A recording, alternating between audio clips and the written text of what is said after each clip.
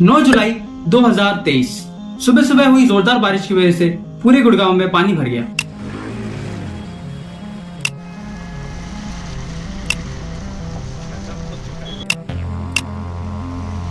लोगों के घरों में पानी घुस गया, सामान का नुकसान हुआ और जगह जगह ट्रैफिक जैम हो गया। और ये शहर में पहली बार नहीं हुआ था, इनफैक्ट ये सीजन में भी पहली बार नहीं हुआ था। यही हाल होता है गुड़गांव का हर बार जब भी बारिश होती है, not just in monsoon. But ऐसा क्यों होता है 12 लाख की पॉपुलेशन वाले इस अर्बन सिटी में, जो इंडिया का थर्ड रिचेस्ट सिटी है? जानते हैं इस वीडियो में। This is Rajiv Chowk area of Gurugram. Gurugram is waterlogged. The failure of civic authorities in Gurugram. I had arrived in the city of Gurgaon.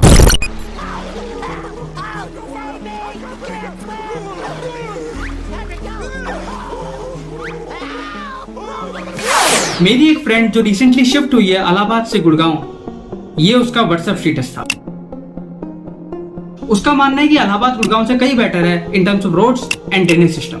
वो भी उन हजारों टेक एम्प्लॉय में से एक है जो हर साल गुड़गांव में शिफ्ट होते हैं because of better job opportunity. और उन सब की तरह वो भी बहुत डिसअपॉइंटेड है गुड़गांव के इंफ्रास्ट्रक्चर से। पर क्या सही में इलाहाबाद का इंफ्रास्ट्रक्चर गुड़गांव से बेटर है? यस, वहां आपको ऐसे सीन देखने को नहीं मिलेंगे। पर क्यों? इलाहाबाद एक बहुत पुराना शहर है, इसको ऑफिशियली प्रयागराज के नाम से जाना जाता है। मैं इस वीडियो में सिंपलिसिटी के लिए इलाहाबाद ही बुलाऊंगा क्योंकि जिस स्टेटस पे हम लोग डिस्कशन कर रहे हैं वहां पे इलाहाबाद बोला गया। प्रयागराज की ऑफिशियल गवर्नमेंट वेबसाइट के हिसाब से 1575 में अकबर ने इसकी स्थापना इलाहाबाद के नाम से करी थी, जिसको बाद में शाहजहां ने इलाहाबाद यानी सिटी ऑफ अल्लाह कर दिया। इलाहाबाद एक इनलैंड पेनिनसुला है। पेनिनसुला यानी ये 3 साइड से पानी से घिरा हुआ है। इनलैंड क्योंकि ये कंट्री के बीच में है, किसी कोस्ट या फिर ओशन की तरफ नहीं है। इलाहाबाद 3 तरफ से यमुना और गंगा नदियों से घिरा हुआ है। 2 नदियों के बीच की जगह को दोआब बोला जाता है और गंगा और यमुना, जिनका हिंदू धर्म में बहुत ज्यादा महत्व है, उनके बीच के दोआब को और मिलन को प्रयाग नाम से जाना गया है। प्रयाग शब्द का वर्णन हिंदू पुराणों और वेदों में भी किया गया है। यही कारण है कि इसके नाम पर अभी भी डिबेट होती है कि इसकी स्थापना अकबर ने नहीं बल्कि महाभारत काल में हुई थी। आर्कियोलॉजिकल एविडेंस से पता चलता है कि प्रयाग रीजन में मौर्यन, कुशन और गुप्ता एम्पायर का कंट्रोल रहा है। इलाहाबाद मुगलों का, मराठाओं का और अंग्रेजों का भी एक प्रोविंशियल कैपिटल रहा है। इलाहाबाद की हिस्ट्री इतनी बड़ी और रिच है कि उसका इस वीडियो में बात करना जस्टिफाइड नहीं होगा, तो उस पर वीडियो में फिर कभी बनाऊंगा। इलाहाबाद एक बहुत पुराना शहर है जिसमें रिसेंट ईयर्स में कोई रैपिड ग्रोथ देखने को नहीं मिली है। 2023 में इलाहाबाद की एस्टिमेटेड पॉपुलेशन 13 लाख है, जो 2011 के ऑफिशियल सेंसस के अकॉर्डिंग 12 लाख थी। यहाँ हमें 10% की ग्रोथ देखने को मिलती है, जो कि एवरेज कंट्री के 17% से काफी कम है। और यही एक मेजर रीजन है कि हमें इलाहाबाद का इंफ्रास्ट्रक्चर ठप होता नहीं दिखता। इलाहाबाद गैंगेस प्लेन्स का पार्ट है, तो वहां पे पहाड़ या हिल नहीं है। और इलाहाबाद में 2 मेजर रिवर्स है जो शहर के एक्सेस वाटर कैरी करके ले जाती है।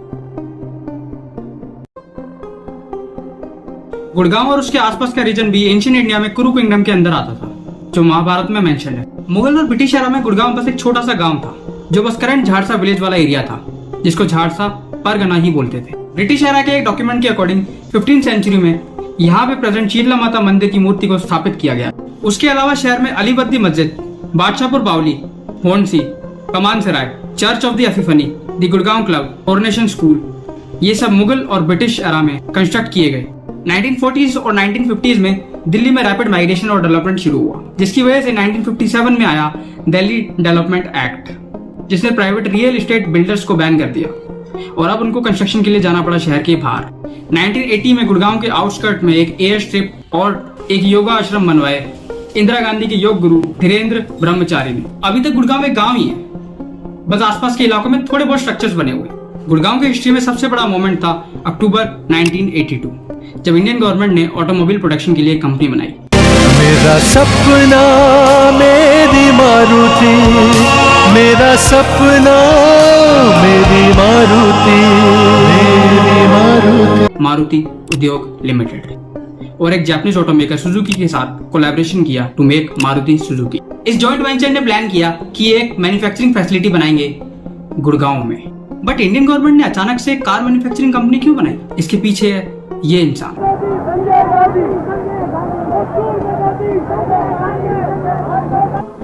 आपका स्वागत पाके मुझे बहुत खुशी हुई है,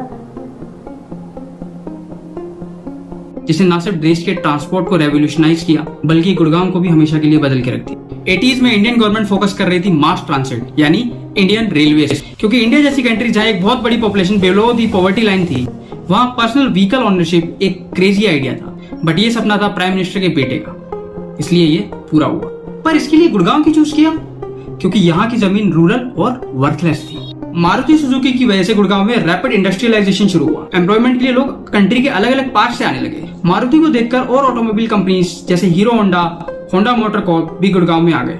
ये सब कंपनीज आई कैसे?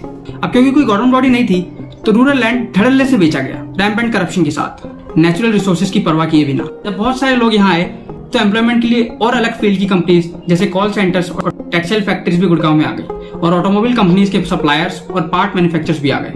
1991 में उस टाइम के फाइनेंस मिनिस्टर मनमोहन सिंह कुछ इकोनॉमिक रिफॉर्म्स लाए।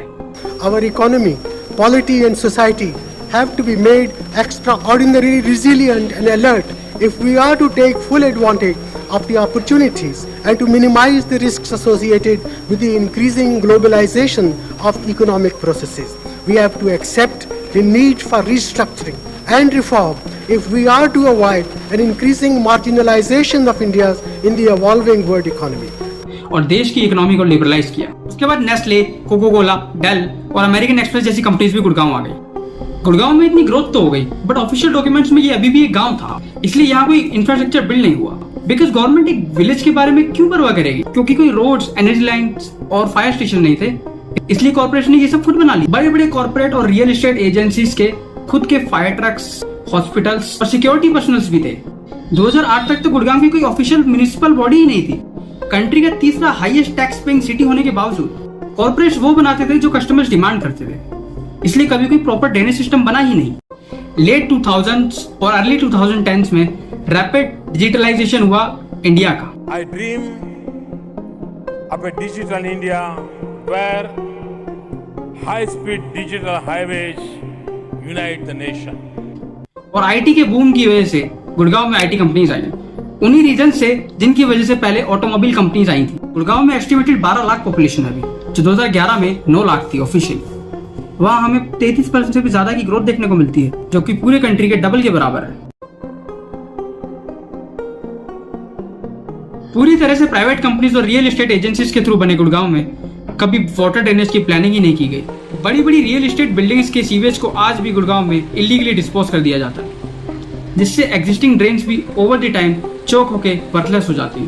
प्राइवेट कॉलोनीज की वजह से गुड़गांव का 2/3 पार्ट किसी ड्रेनेज से कनेक्टेड ही नहीं है, जबकि 2011 से सीवेज प्रोजेक्ट पे काम चल रहा है। इस रिपोर्ट के अकॉर्डिंग गुड़गांव में 214 नेचुरल वाटर बॉडीज थी 20th सेंचुरी में, जिसमें से ऑन पेपर अब सिर्फ 64 बची है। वो भी मोस्टली नाले में कन्वर्ट हो चुकी है या सूख चुकी है। ऐसी एक वाटर बॉडी है घाटा झील।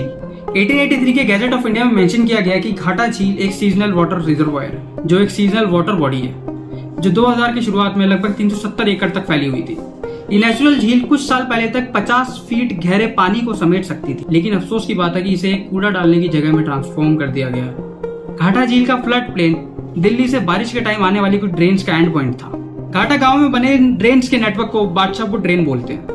बारिश के मौसम में शहर के आसपास के पानी को निकालने में हेल्प करती थी, लेकिन अब क्योंकि झील बची ही नहीं है और ड्रेन डैमेज हो चुकी है, शहर में पानी भरना इनएविटेबल है। ये झील ग्राउंड वाटर को भी रिप्लेनिश करती थी, जो गुड़गांव में तेजी से कम हो रहा है। एक और इंटरेस्टिंग वाटर बॉडी है साहिबी नदी।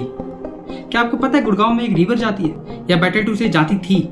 इस रिवर का नाम है साहिबी रिवर। एक एफेमेरल रिवर है, यानी ये कभी कभी ही दिखती है जब बहुत ज्यादा बारिश होती है।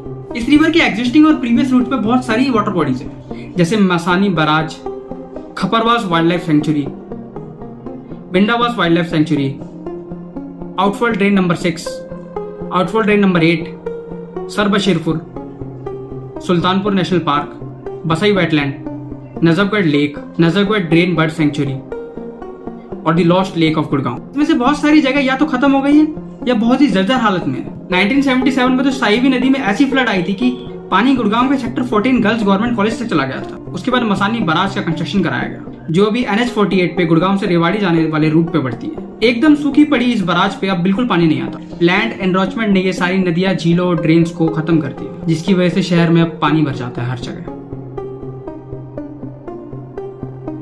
गुड़गांव में पिछले 30 सालों में हुए रैपिड एक्सपेंशन, कंस्ट्रक्शन और पॉपुलेशन ग्रोथ की वजह से ग्राउंड वाटर लगातार कम होता जा रहा है। सेंट्रल ग्राउंड वाटर अथॉरिटी के हिसाब से गुड़गांव का ग्राउंड वाटर जो 2006 में 19.85 मीटर्स की डेप्थ पे था, वो 37 मीटर्स हो गया है 2021 में। रैपिड पॉपुलेशन ग्रोथ और इलीगल कंस्ट्रक्शन एक्टिविटीज एक मेजर रीजन। सिर्फ ग्राउंड वाटर कम नहीं हुआ है, सोइल की वाटर होल्डिंग कैपेसिटी कम हो गई है because of pollution and construction activity. बारिश होने के बावजूद भी पानी अगर ग्राउंड में नहीं जाएगा तो वो रीजन बनेगा वाटर लॉगिंग का। ये सब रीजंस के अलावा गुड़गांव की ज्योग्राफी भी ऐसी है कि फ्लैश फ्लड्स की कंडीशंस बनती है।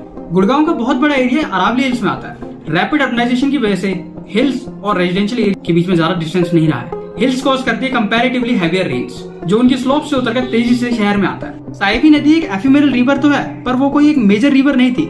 एंशिएंट सिटीज रिवर्स के साइड में बसाए जाते थे। फॉर एग्जांपल इलाहाबाद, गुड़गांव कभी रिवर की वजह से बसाया ही नहीं गया था। यहाँ तक ग्रोथ सिर्फ इसलिए हुई थी क्योंकि ये रीजन वर्थलेस था। 28 जुलाई 2016 दिल्ली को गुड़गांव से कनेक्ट करने वाले दिल्ली गुड़गांव एक्सप्रेसवे में जाम लग गया।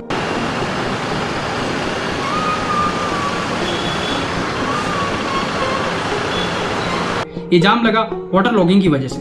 2 दिन तक लोग जाम में फंसे रहे। जाम इतना बड़ा हो गया कि गवर्नमेंट को रेस्क्यू ऑपरेशन शुरू करना पड़ा। जाम में फंसे लोगों को फूड सप्लाई भी दिया गया। इस जाम को गुरु जैम बोला गया।